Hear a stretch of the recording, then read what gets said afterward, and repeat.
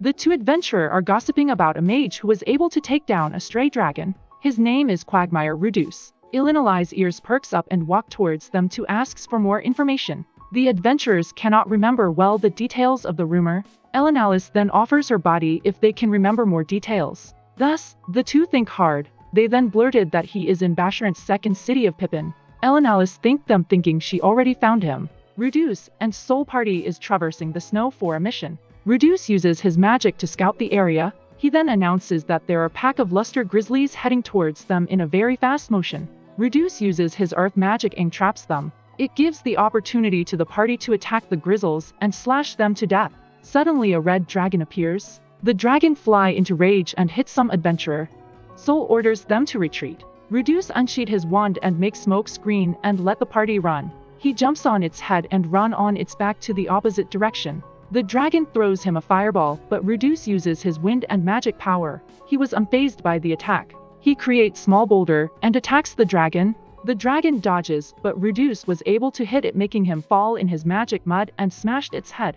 The party rejoices upon seeing him beat the dragon. The other adventurer praises him and was convinced that he is indeed traveled the demon continent. Soul tells him that it's time to join his party. Reduce declines, saying that after making his name, he have to move on the next country again. On his room, Rudius thank his relics, which is Roxy's panty, for another day passed.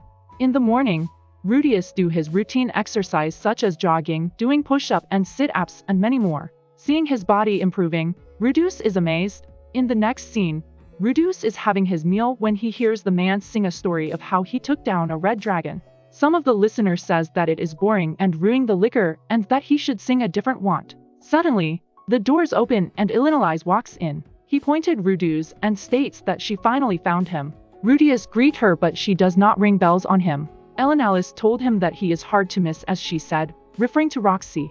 Illinois eyes him maliciously. She is attracted with his appearance. He asks her if something matters, but Illinois denies it and sat down. While the spectators do not know that Quagmire Reduce has a woman, the three then sing a song for them. Illinois introduces herself as one of the members of Paul's party, his father, and now part of Roxy's party. Reduce abruptly stand and down, asking where she is. Illinois says that those can wait, and whisper that he is strong for single-handedly a dragon, that's why Roxy is boasting him. Illinois touch his chest and Reduce asks her if she has a thing for him. Illinois admits that he is manlier than she imagined. He held his chin and Illinois intends to give him a kiss while her hand is wandering. She then notices a pendant and asks him where he got it. He told him that it is from an old friend. Illinois showed him her pendant, which is quite similar to his. Thus, she asks him if his friend is an elf. Rudius requests her not to tease him. She tells him that she does not want to be Paul's daughter-in-law and still be friends with Roxy. Rudius asks her of her purpose for finding him, and that is to inform him of his mother's whereabouts. She also informs him that Roxy went to his father to inform about Zenith and that they might be already with Zenith at Begarit. Thus, he is worried anymore. In the next days, he realizes that Illinois is a sex addict and gets men into her room in no time flat. In the next scene, a lot of male teenagers were looking up. It turns out they are looking at Illinois' body. Reduce is lying listening to Illinois' moans next door, hoping he get aroused, but he is not. He therefore decided that he will not love anymore, just only touch and admire them, then face betrayal. In the next scene, Reduce saw Illinois with Soul. The later explained that he's not making move on her. Rudius explained that she is not his woman and it's nonsense since he could not get it up. He asks him how was it. Soul told him that she is the best. Thinking that she have slept with other guys in Soul's party, he advises her to clean after herself. While eating, Soul is continuously making move on Illinois by holding her chest. Reduce is contemplating how she was able to keep a harem of guys and still not get into trouble. Illinois gave money to Soul as agreed and requested her not to get serious on her. Reduce then concludes that it is a reverse prostitution. At stormy night, Reduce is doing exercise when Illinois gave him a letter. It is from Genius, vice principal of Ranoa University of Magic. He is inviting Reduce to be a special student. Illinois explains to him that special students are excused from tuition and lessons but can use the school's resources. In the morning he asks Conrad, who is also a former student of Ranoa University. He explains that the university is naturally reaching out to students with excellent magic or tons of mana. Thus, when the students get famous, it will be a good publicity for the school. Conrad realizes that Rudius have not been in a school. The latter explains that he had private tutor. Conrad realizes his family must be well off. Reduce explains that he is a Greyrit, a family that governed the Asura province. He then asks Reduce what he is doing as a solo adventurer. Reduce involuntarily cries as he is reminded of why he is all alone. Elenalis came and told him that he can go to the university, but Reduce tells her that his priority is bringing back his family. Paul will bring back his family to Asura and he can just take a trip to see them. Opening his eyes, he saw the man god and tells him that he's been reaching for him to find Zenith, but he is nowhere. The man god says that it is not also easy for him. He told Reduce that he did not change much. He asks him if Roxy will be proud of him given his current situation. He will only regret if he is to go to Bigarret to meet Roxy. Rudius asks him why he does not tell him. He then urges Reduce to come to Ranoa University to study the cause of the mana teleportation, and he will gain his manly potency and pride. When he wakes up, he saw Elenalis' naked body lying beside him. When he checks himself, nothing was aroused. He intends to cover her body, but she hugged him. In the morning, Rudius, together with Elenalis, bids goodbye to Sol and his party. Sol acting tough, saying that he just have exploited him and earned so much money. Sol told him that he will be in Ranoa in these days and they will drink and whoring again. And thus, he set to the kingdom of Ranoa. It turns out that Ranoa is full of different type of students from different nations and kingdoms, including the prince that he met, and Sylphie together with the princess she is looking for. Reduce and Elenalis arrived at the kingdom of Ranoa. Elenalis is complaining for there are only a few men along their journey. Rudius tells her that he will be meeting Genius in person. Thus, he asks Elenalis about her plan. She decided to join him because she got a liking for boys of his age. Along the journey, he discovers that she sleeps with boys because of her curse, otherwise it will kill her. The two went to the academy and saw various individuals along the way. Genius met them and did not expect to see Reduce. They introduces themselves as well as Elenalis as Rudius' party member. Genius brought him into a room. He would like Reduce to show his incantation-less magic. He introduces their silent caster as well. Sylphie, whose hair is already white, also known as Silent Fitz, came forward. Reduce introduces himself. Fitz was shocked to see him. Genius tells them that it is a mock duel. Thinking that he has to pay for the tuition if he loses, Reduce decided to go all out. Rudius become in a trance upon seeing Fitz' wand, but Genius signals for the duel to begin. Reduce foresee that she will use water magic. He uses his to dispel hers and sent sharp rocks on her way, making her fall. The magic circle instantly heals her. Okay? Fitz asks him how he was able to do that. Reduce explains that it is a disturbed magic. Everyone is in shock. Rudius thinks that he embarrassed an upperclassman, thus he approached Fitz and thanks him for letting him win. He whispers to him that he will repay him someday. In the next scene, they gathered in a hall. Princess Ariel of Asura Kingdom as President Council walks in together with Fitz and Luke. Elenalis teases Reduce that Fitz is the one he made cry yesterday. Princess Ariel proceeded with her speech of welcoming the students and reminding them to be understanding towards one another, given that they are composed of different races. Hearing her speech as usual of abiding the rules implemented by the university, Reduce was amazed it is not a boring one. He then concluded that she has charisma. The students applauded her. Reduce went to his classroom and found 3 persons sitting, only to be spotted by Prince Zanoba, who runs to him and lifts him with eagerness. Reduce acknowledges him as his pupil and requested to be put down, afraid of his strength. Linnea, who is from the family of Cat, expresses her dislike toward Reduce. Zanoba explains that Reduce is his master he was talking about. Linnea Dedeldia introduces herself and states that his father is Jais, the chief of the Dolja village in the Great Forest. She is glad that Reduce knows his place. Rudius realizes that she is the daughter that Jais was talking about, but his attention is more on his skirt. Reduce then shifts his attention to the one who is eating meat. Persona introduces herself and continue to eat her meat. Reduce chooses his seat and sat down. The man sitting ahead of him calls his attention, thus he introduces himself. Cliff Grimoire says his name with a title of magical genius. He then tells Reduce his level of advancements in the combat spell, healing, detoxification, and divine magic. He points out that Reduce is also swordman besides being a mage. He asks how he has known. Cliff said that Eris told him. Reduce was shocked. He asks if Eris is in the school, but Cliff only sneers and sighs. Zanoba approaches Reduce and explains that there is one more student who is Miss Silent. She is exempted from homeroom class and uses her time in the laboratory. Reduce decides to familiarize himself with the school. He went to the infirmary, the training room for mage duels, and he eventually ended up in the huge library. He went to pick lots of books not knowing where to start about the Fitoa teleportation incident. He came across Fitz along his way. He apologizes for their mock duel. Fitz learned that he is researching the Fitoa incident given that he and his family lives in that region, and that he was sent to the demon continent after the teleportation. Fitz was shocked upon hearing this. Rudius told him that he is researching for his missing childhood friend not knowing he is talking to her now. He can't tell her that he wants to cure his erectile dysfunction. She then advises him to read Animus Exploring the Teleporter Labyrinth to know more about teleportation. During the break, he was eating snacks with Zanoba. They are happily talking about making figurines together when Luke and his company went by. He stopped and Rudius stands up to introduce himself, but Luke criticizes him for being forgetful and not knowing his name. Luke introduces himself as Luke Nodos Grarit. Rudius realizes that he came from the same branch of the family as his father is from. Thus, it makes them cousins. He went home late in the afternoon and came across with flying white object thus he catches. He then realizes that he is holding a panty, but a girl from behind shouted that he is an underwear thief. The other girls came and encircle him, then a she-gorilla landed. Rudius explained himself, but the she-gorilla does not believe in him seeing that he is holding Princess Ariel's underwear. Fitz came. He explains that he was hanging it when it dropped and Rudius only picked them. Fitz apologizes for causing trouble to Rudius and heals his arm. Rudius realizes that Fitz is a good man, thus he wants to give him the utmost respect. Rudius thank him, but Fitz find it strange to be thanked by Rudius.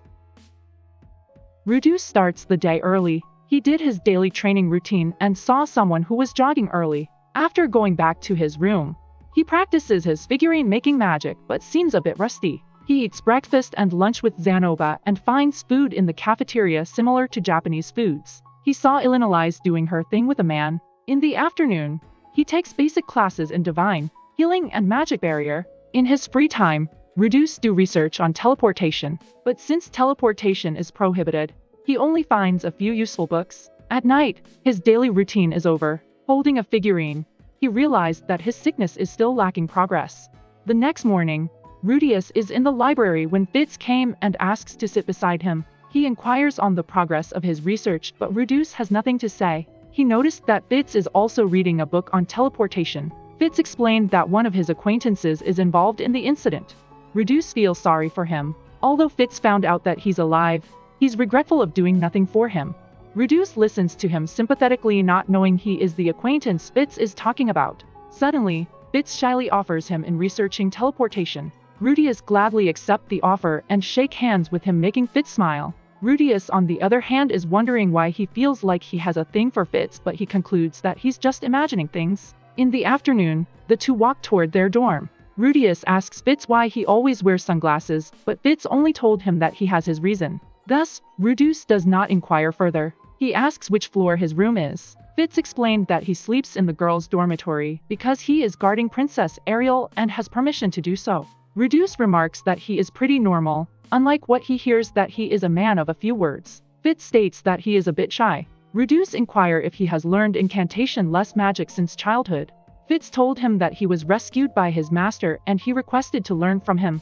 Rudius was amazed and requests to meet his master, but Fitz states that it might not work. Rudius asks why, but Fitz only smiles at him. His heart thumps. Knowing that he does not swing the other way, Rudius is puzzled. Fitz bid goodbyes to him. Rudius remembers that the human god tells him to enroll at the university and he eventually meets Fitz. He believes that by staying with him, his sickness will be cured. At night, Zanoba begs to teach him how to make figurines. Rudius's mind went to the scene when he was holding a figurine and went to Zanoba, only to find him being intimate with one.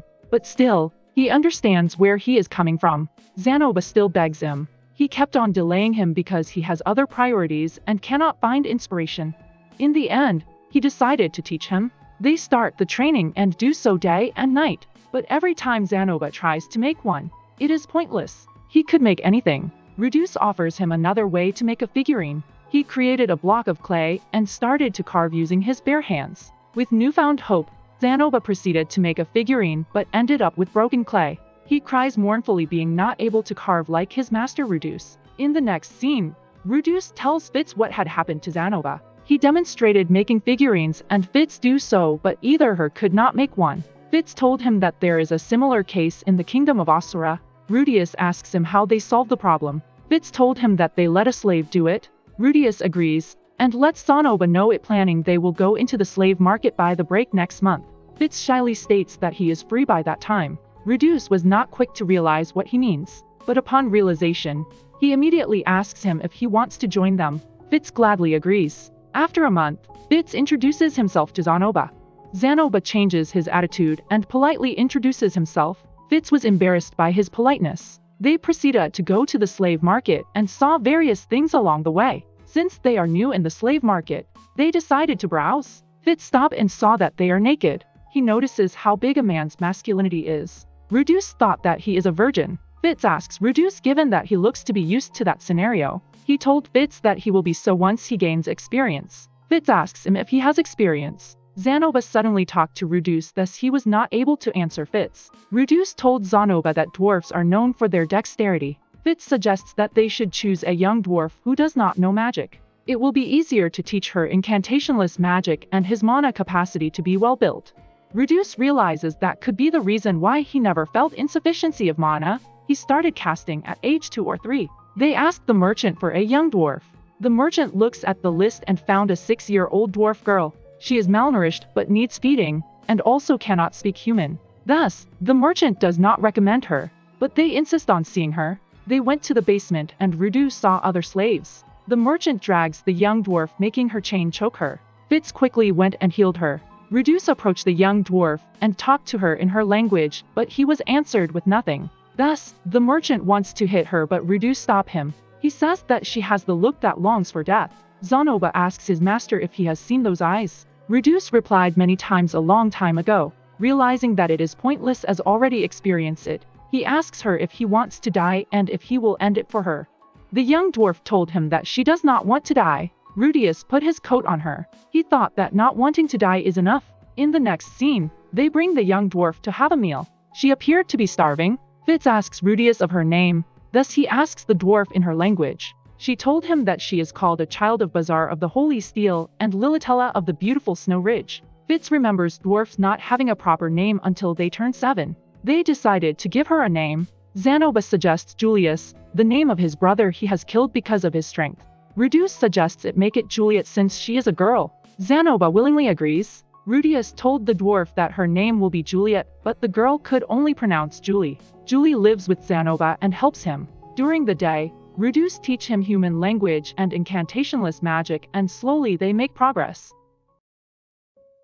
Upon waking up, Sylphie washes her face and stretches to prepare for her morning routine. She almost forgot her cap and decided to turn back. She was always in disguise even in her morning run. He would run around the Sharia, the capital in the kingdom of Ranoa. This enables her to be familiar with the layout of the city and determine her limits. She thinks Reduce will do the same if he is in her shoes. In the classroom, Sylphie, who now is Fitz, is bored of the magic lesson as Reduce taught those when they were young. Princess Ariel asks him how the spell lesson works. Seeing her diligence, he was happy and drew Reduce's face. In the afternoon, Fitz together with Princess Ariel and Luke passed through a secret passage that Fitz has discovered in the morning.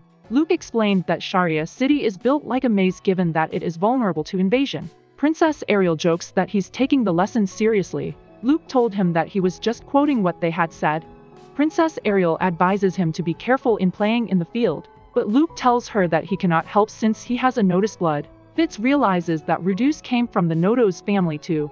Thus he expects that he will be just Luke and Paul his father. He helplessly sighs. At night, Fitz was lying on the bed thinking about how he had thought of Reduce lately. She's wondering what relationship she wants with him. Realizing her answer, she shyly tucks herself. Reduce taught Julie incantation-less magic. Zanoba thought that he could not make it, but Julie was able to pull it off in just a month. He thought that only figurines matter to Zanoba, but he is taking care of Julie well. They never thought of branding Julie. For him, she is just another disciple while a junior disciple for Zanoba. At night, Zanoba teaches Julie how they should appreciate Rudius' work. They inspect one of his works, the Rudyard figurine. He explains to Julie how magnificent the figurine is when Reduce approaches him and asks him about the Roxy figurine. Zanoba instantly flinched and sweated. He told him that he left it in the Chiron kingdom. Reduce does not buy it. So, Zanoba confesses that he has it, and Reduce requests for it to see. Zanoba opens the box shaking and panting. Seeing the broken figurine, Reduce demanded Zanoba to explain himself. Sensing the bad situation, Julie quietly hides behind Zanoba's back. Reduce thought that he was disrespecting Roxy. Zanoba quickly explained that he had a duel with Doldia girls, Linnea and Persina. They challenged him and wagered something important to them. Julie went to pat Zanoba's back. He cried for forgiveness from Reduce, but he smiled creepily and told him that he must told him sooner. Reduce contemplates how mean the girls are and that they should teach them a lesson. Zanoba was shocked but agreed. In the afternoon, Linnea and Persina are walking home when they see Zanoba and Reduce standing. Linnea asks about their intention and Persina concludes that they are looking for a fight. Linnea ridicules Zanoba for bringing a scrawny freshman. Zanoba snobs her and Linnea threatens to smash his other doll. Reduce stops Zanoba and states that Linnea and Persina should be the ones to be embarrassed by ganging up on people and that they cannot stand alone. Linnea warns him not to talk and stay in the corner and they will not bother him and he should pick a fight with someone else. Reduce criticizes her and the beasts for not speaking a decent human language. Linnea, hot-headed one, gets mad and intends to attack them while Persina uses her voice. Reduce sees through them and orders Zanoba to get Persina. Reduce uses a hand to stop Linnea, and with a swift move is able to bring her down, noticing that she's wearing white underwear. Zanoba is running after Persina. Rudius uses his power to stop her and flick with a stone. Julie comes out and they tie the two Doldia girls. When they opened their eyes, they were captive by Reduce. He intends to test his erectile dysfunction and grab Persina's breast, but after a while his manhood is still silent. Rudius explained that they had smashed the figurine and that they were in that situation. He explains that the figurine is a model of her goddess. He brought the altar where he stored Roxy's thing, her underwear. Everyone is astonished at the sight. Persina defends herself and tells him that Linnea is the one who stomped the figurine. Linnea retaliates. The two continue to argue about who has the bigger fault. Reduce stops them and thinks of how should they punish them. Linnea scolded him that his father would retaliate if he tried funny things with them. Reduce remembers how he was falsely accused by the Dolja clan, stripped naked, doused with water, and thrown in a prison cell. The two flinched upon hearing this. Linnea appeals to do anything just not to be punished like that, while Persina wishes to be spared and just punish Linnea. Rudius told them that in order to be forgiven, they must repair the Roxy figure. They cheered Roxy's figure and Zanoba states that even Reduce cannot repair the figurine. This rings a bell to Reduce. He could fix the figurine if he wanted. Thus it left him not knowing what to do with the Doldia girls. In the morning, Reduce explained the situation to Fitz. He realizes that they locked the two girls. Reduce explains that they did nothing sexual to them, only groping their breasts to confirm something. He asks Fitz for advice on how to punish them without leaving them a reason to revenge. Fitz thinks for a while and concludes with a suggestion. At night, when they visit the girls, they are already soiled themselves. They appeal to be not tied and fed and they won't try to escape. Persina promises not to bite nor howl, just feed her with meat. Reduce and Fitz look at each other and decided to help the Dolja girls. Linnea promised to do anything he wants except making babies, while Persina offers Linnea's breast to Reduce. Linnea agrees but stop upon realization. Rudius helplessly sigh. Persina plead to go to eat dried meat. Linnea agrees but her tone is a bit arrogant. Fitz scolded them but they retaliate that it is not his business. Reduce angers upon seeing how they treat Fitz and orders them to sit down. The two ended with paint in the face. Fitz warns them that it can be permanent with his incantation. The two frightens. Fitz reminds them to not remove the paint in a day. Before going out, Linnea asks Reduce how he managed to track their movements. He answers that it is due to his master's teachings. Linnea asks the name of his master.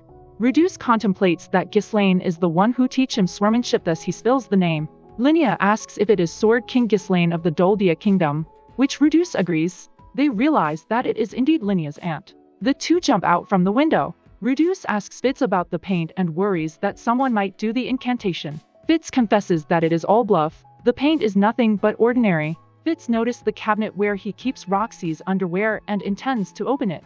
Reduce acts quickly and offers to look on anything else. Fitz notices his fellow that rattles and decided to lie down on it. Reduce is thinking to remove his sunglasses. Fitz asks if he wants to see his face. Reduce agrees and anticipates, but turns out that Fitz is only bluffing. He explains that Princess Ariel's forbids her to show his face. He then abruptly decided to leave. Rudius ended contemplating on what will happen if he saw his face.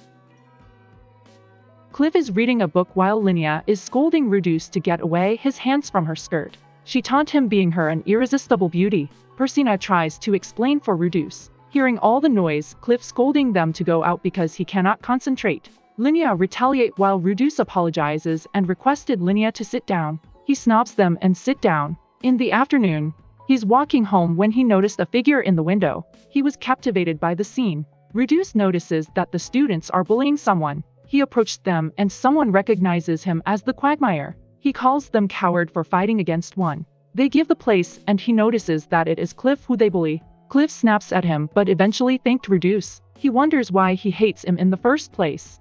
The next day, all is nothing but ordinary except that Alice is being watched secretly by someone. Cliff confesses to Reduce that he likes a girl. Rudius thought that he asks him to send love letters or practice confessing. He points at the window the girl he likes. Reduce was shocked seeing who it is. Cliff insists that her name suits her and that being an adventurer, he knows magical combat. He told Reduce that the guys from yesterday is spreading scandalous rumor that Illinois sleep with any boy in town. Well, Reduce agrees inwardly. It turns out that Cliff wants to be introduced to Illinois by Rudius. In the library, Rudius seeks advice from Fitz after narrating Cliff's confession. He told him that the girl he likes has personal issues. Fitz reveals that he likes someone and thus he understands Cliff. Reduce thought that it is Princess Ariel that he likes. In the end, Fitz advised him to introduce them and let them figure out the rest, which Reduce agrees on. In the afternoon, Alice is surprised to see Reduce. He asks him who is his companion. Cliff stands straight as Reduce introduces him. He gives his courtesy, then Illinois introduces herself and inquire on his purpose of meeting her. He professes how he admire her and requests to consider a personal relationship with him. Alice grabs Reduce and asks him how much, thinking that he wants to pimp the Cliff.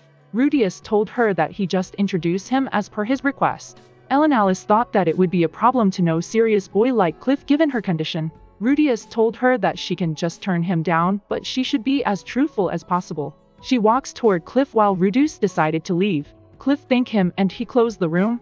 The next morning, Rudius dropped his bag due to shock. Cliff and Alice reveals that they decided to become a couple, and Cliff will help her to lift her course, and they kiss in front of him. The town is in festive season while the Beastmen and Beastwoman are dueling. They are in heat and the duel is like marriage proposal. The winner will lead the family. In their room he found letter from Linnea and Persina that they are not leaving the girls' dorm and that the rest is up to him.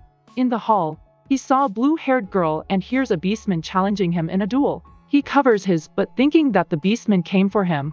The Beastman stopped him saying that Lady Persina informed him that he is the boss of her pack. Thus, it is duty accept challengers. The Beastman ended up on the floor.